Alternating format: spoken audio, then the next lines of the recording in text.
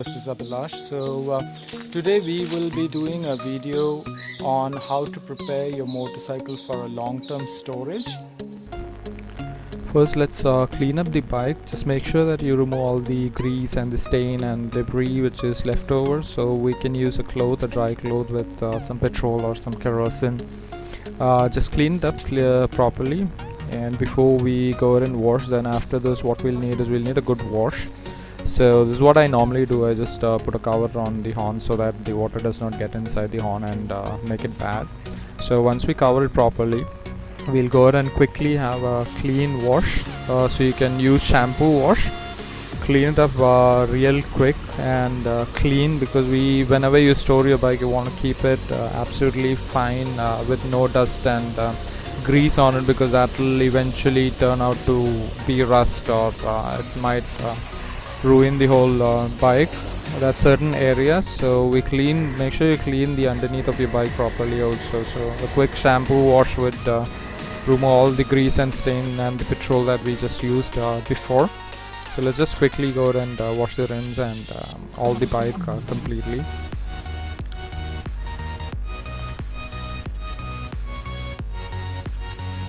So I normally use a Karcher pressure pump in order to clean my bike and my car, so which is a lot easier than taking it down to a service center. Who knows, they might not do it properly, so I decided to just have a Karcher cleaner, a pressure gun, which is a lot easier to clean, so you don't need to take a lot of effort.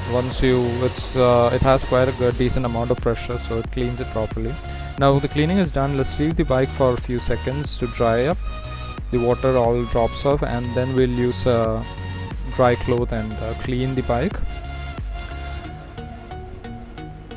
So make sure you remove all the water as much as possible wherever you can find, so that there is no water left over there. And then after you clean your bike, it's better you leave it for drying in open space so that it dries up most of the area. And it's really good to wash the bike in the afternoon or in the morning, so that dries up the bike very quickly.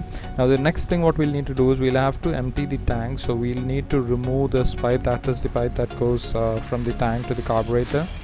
Get a can and put it onto reserve and drain as much as fuel as possible.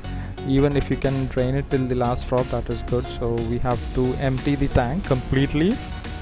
Now I'm just using a jerry can to empty it, so it's empty right now. So give it a good shake after you empty it. Now you leave the bike in idling till the petrol in your carburetor is drained off, so that might take like 5-6 minutes. So leave it switched on till your bike gets switched off automatically, then restart it once again, and then if it's not switching on, that means your carburetor is out of fuel.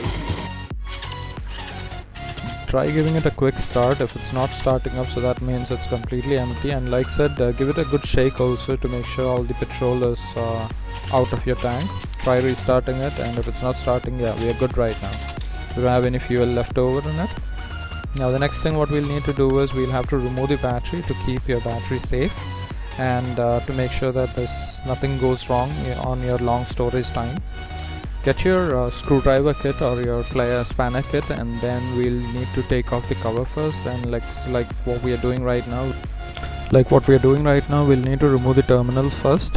Make sure you remove the terminals properly, and it should not come in contact with the ground with any of the metal pieces around, just to make sure that we don't have any sparks coming in. So it's a little complicated. It will take a little time for you to remove it, so be patient and remove it slowly. So we've got the terminals off, so that there's few fuses and things, cables like that, so just unplug it properly. And the next thing what I would suggest is you tape all those terminals that you have taken out from the battery, to make sure that when you're reconnecting it, you know what cables goes where. So what I do is I tape all those negative and the positive terminal cables together, so that the next time when I'm connecting it back, I just have to put all those cables in, place it properly. And then now we'll remove this safeguard for the battery to make sure the battery comes out easily, because on that you have a couple of fuses also fixed to it. So don't bother, you don't need to remove any of those, and put all the nuts and screws back on the same position where you removed it from, to make sure that you have those there itself, because you don't have to pack it in a different packet and put it somewhere else, because you'll forget it. Now to remove the battery, you might need to give a little push from the side and from the bottom. Use the screwdriver to push that, because it's sitting there for a while, so it will be difficult to get it out. Now we've got the battery out. Use a damp cloth to clean it, just to make sure that there will be a lot of accumulated dust and grease and oil there, maybe a little bit of overflowed battery water also. So give it a clean cloth and clean it up properly, so you don't have any dust particles or anything sitting there. Clean it as with a damp cloth, that will be good enough. Now like we're doing, we're trying to put all the cables back as neat as possible, so next time when you're opening it up, it's all there and you know where to put it. I've also mentioned take a picture in the beginning so that you don't forget how the cabling was done. Put the cover back on, give it a nice lock. Now we'll take it down to the car shed where we'll be storing the bike for the longer period that we are thinking of. So there we go, we've put it on the center. Make sure that your tires does not hit the ground, because that will ruin your tires. So keep a piece of wood in the front of your tire, so that will not touch the ground. So, and then remove all the accessories which you have, to make sure that it does not get ruined, fungus or anything. That's USB charger, that is fine, you can leave it there, that is nothing to. Give your handle lock, put your handle lock. We've got diesel now. We will be filling the tank with diesel, because that is what even the showroom guys recommended, because petrol does not have enough shelf value. There are chances that it will get bad, but diesel has a longer shelf value. So we've got diesel. We will be filling in diesel right now in the tank. We've got 5 liters of diesel. The next time I will be taking the bike, what I'll do is I will remove the petrol tank, take it down to the showroom, wash it up. They will do the washing and everything, and then they'll give it back, and then I'll have to bring it back and fix it. So that is a little bit complex process, but if you're keeping it for a longer time, it's better to do it like this. If not, what you can do is you can still have, if it's a shorter trip, then you can still have the tank filled with petrol. Fill it up with petrol and then leave it for like a month or 1.5 months. Should not be a problem. If not, it's better to go with diesel. So what you need to do is just make sure that you leave these pipe open, because you don't want, by fault, you don't want diesel getting inside your carburetor. So always leave this pipe open. Do not put this inside this, and leave it locked.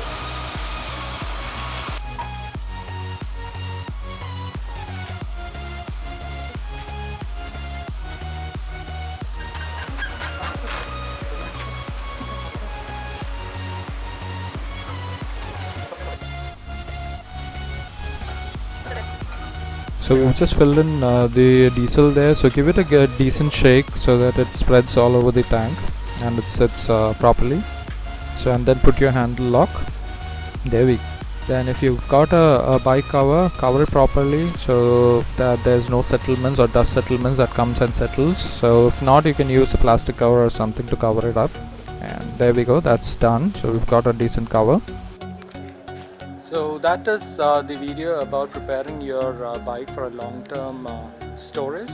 Now I hope this video is helpful for people who are living abroad, who are working abroad, and people who will be traveling for a short vacation to India. Now thank you so much guys for watching. I will see you guys from Dubai, because this is something that I haven't told you. I will be flying to Dubai most probably by tomorrow or day after tomorrow, and then I will talk to you guys from there with a new set of new productive videos.